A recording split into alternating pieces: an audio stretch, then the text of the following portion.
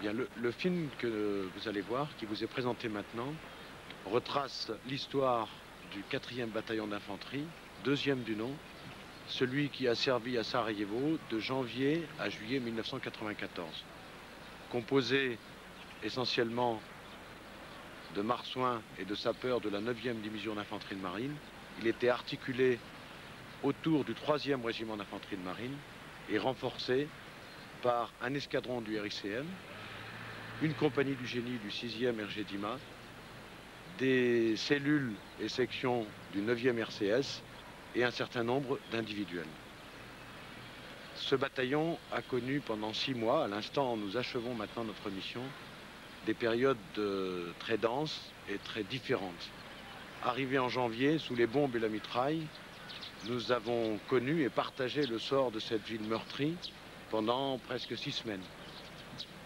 Jusqu'à l'obus de la place du marché Marcalais, puis le cessez-le-feu, l'ultimatum de l'OTAN, la mise en place de nos hommes et de nos moyens sur la ligne des contacts, tout en poursuivant l'aide humanitaire et l'euphorie gagnante d'une période où nous avons cru que la paix allait définitivement s'installer. Puis nous avons connu également Gorazde, les ultimatums répétés pour la ville de Gorazde et ses conséquences ici, avec des périodes très difficiles, très tendues, où nos hommes étaient l'objet de pressions multiples. Et enfin, depuis le mois de mai et juin, une période qui est bloquée dans l'attente des négociations au plus haut niveau. Au travers des images que vous allez voir, c'est un hommage à tous les marsouins, sapeurs et soldats qui ont œuvré pour cette paix. Mais c'est aussi un hommage, je voudrais qu'on le ressente un petit peu de cette façon-là, même si c'est surtout nous que nous voyons sur ces photos et ces images. C'est un hommage à toute cette population qui a souffert terriblement de ce conflit et qui nous a montré, par sa dignité dans sa détresse, une grande leçon de courage. Je crois que c'est à eux et à tous les sacrifices qu'ils ont dû consentir pour rester libres dans cette ville que nous rendons hommage à l'instant où vous allez regarder ce film.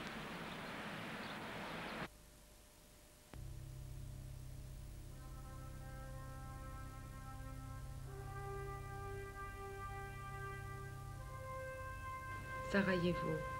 Ce nom semble sortir d'un livre d'histoire. Sarajevo évoque la Première Guerre mondiale. C'est à Sarajevo qu'a été assassiné en 1914 l'archiduc François Ferdinand.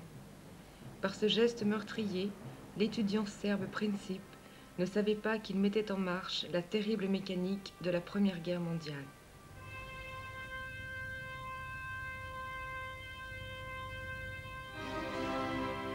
« 70 ans plus tard, Sarajevo devient le théâtre d'autres affrontements, sportifs ceux-là, lorsque la ville accueille les Jeux olympiques d'hiver.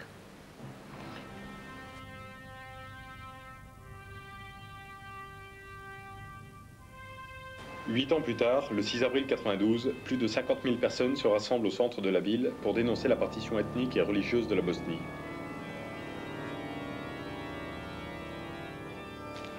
La manifestation pacifique se transforme pourtant en cauchemar et la guerre s'abat sur Sarajevo en même temps que son siège commence.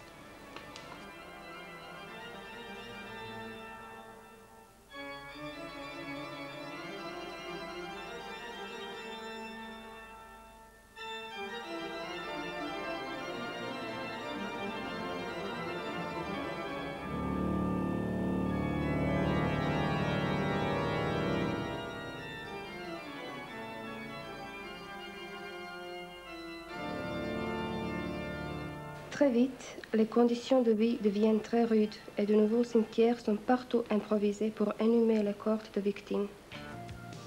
Au début du mois de janvier 1994, le BATINF 4 se rassemble à Vannes pour revêtir le béret bleu des Nations Unies avant de s'embarquer pour venir en aide à Sarajevo.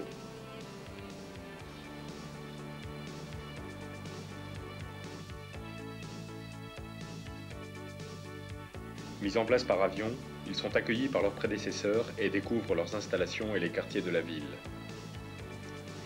La Scanderia tout d'abord.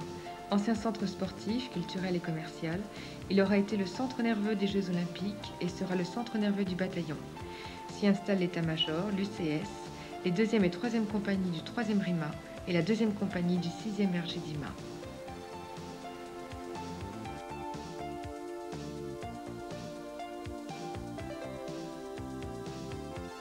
PTT 2 ensuite.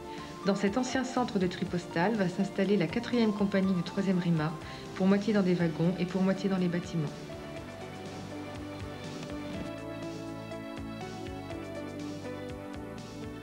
Zetra enfin. La patinoire olympique accueille le 3e escadron du RICM dans la partie qui n'a pas été trop endommagée par les bombardements.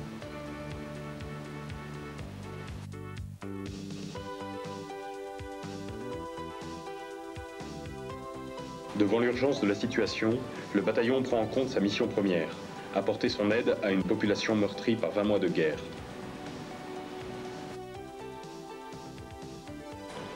Les femmes, les enfants et les vieillards sont les plus touchés par ce terrible conflit.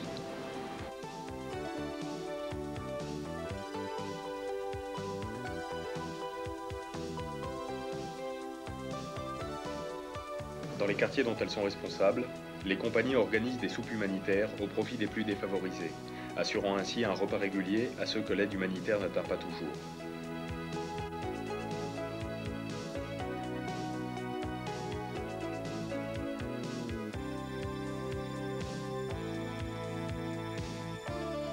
Le bataillon prend aussi en compte des postes isolés de contrôle ou d'interposition autour de la ville. Le checkpoint de Lapisnitsa est un de ceux-là. Installé dans un tunnel routier entre Sarajevo et Palais, une section assure le contrôle de ce tronçon de route et l'observation de ce secteur dans des conditions particulièrement difficiles. Dans le massif des monts Igman, une compagnie est déployée sur différents postes, s'étalant entre 700 et 2066 mètres d'altitude. Au cœur de l'hiver, les marsouins et sapeurs découvriront les rigueurs de la vie montagnarde. Des vents de plus de 140 km/h balaient fréquemment le poste de Bielasnitsa, où la température chute alors jusqu'à -20 à -30 degrés.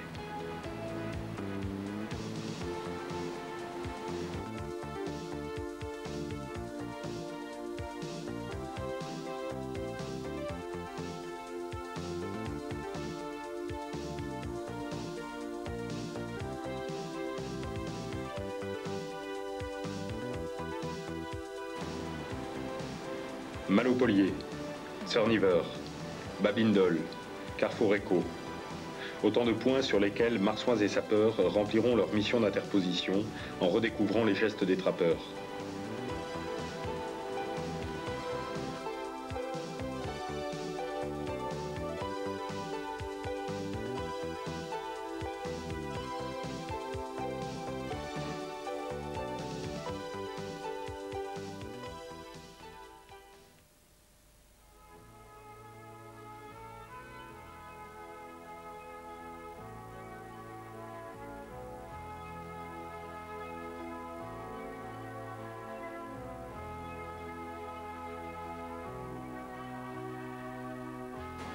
Pour compléter son dispositif, le bataillon aménagera le checkpoint de Krupac au pied de la montagne pour en contrôler l'accès.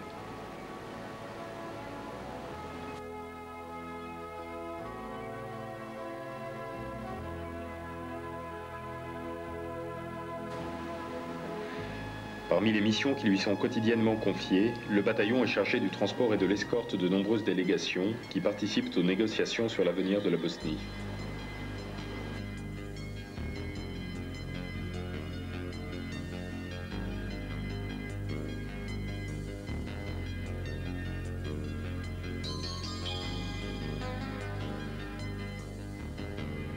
Dans le même temps, dans les écoles ou les maisons de quartier, les compagnies distribuent leur propre aide humanitaire.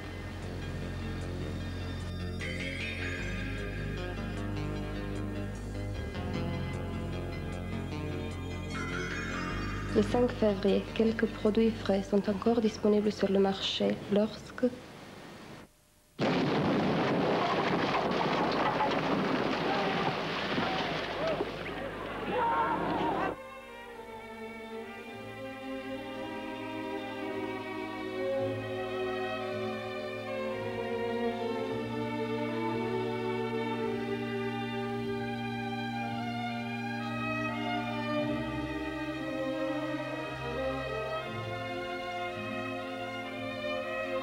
Ce nouveau massacre de civils soulève l'indignation du monde entier.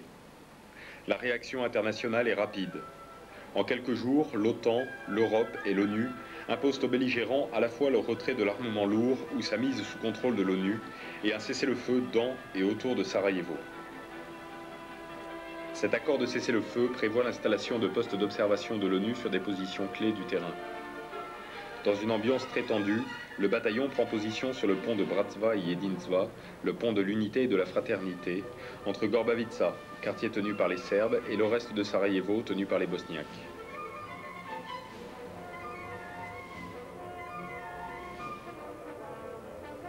Autre point clé, le sommet de Velikovac sera pris le même jour, 10 février, au cœur des lignes serbes, dans des conditions météo très difficiles.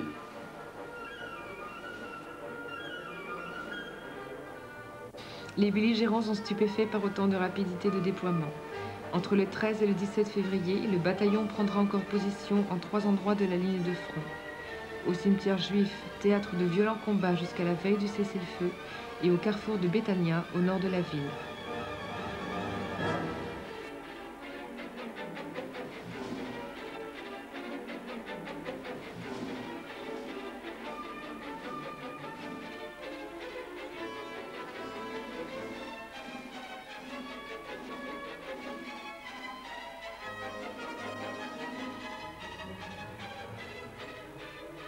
Le 19 février, veille de la date butoir de l'ultimatum, les Serbes acceptent enfin les termes de celui-ci et une nouvelle mission est confiée au bataillon. Contrôler leur armement lourd sur 4 positions. Tout d'abord, la caserne de Lukavica.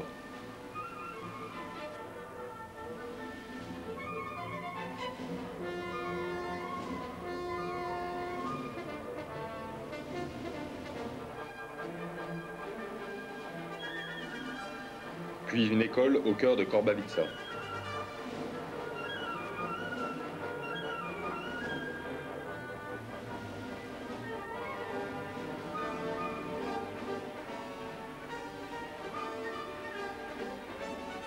Et enfin, Ozdonice et Recha, 2 points isolés dans la montagne. Cette dernière position sera visitée par le général Kot, commandant en chef de la Force-Pronu, accompagné du colonel Seovac, commandant l'artillerie de l'armée serbe, venu constater la mise effective de l'armement lourd sous le contrôle des casques bleus.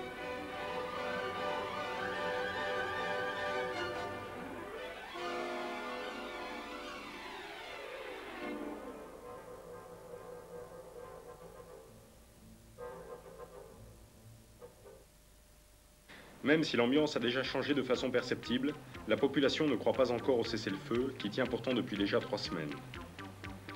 Pour la convaincre que la vie est en train de reprendre ses droits, il faut relancer de toute urgence les infrastructures de la ville.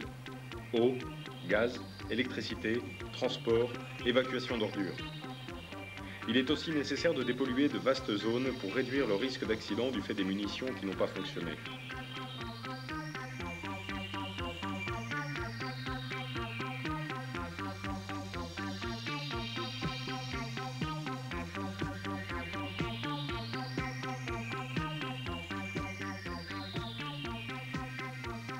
Le bataillon participera largement à ce nouveau volet de l'action humanitaire.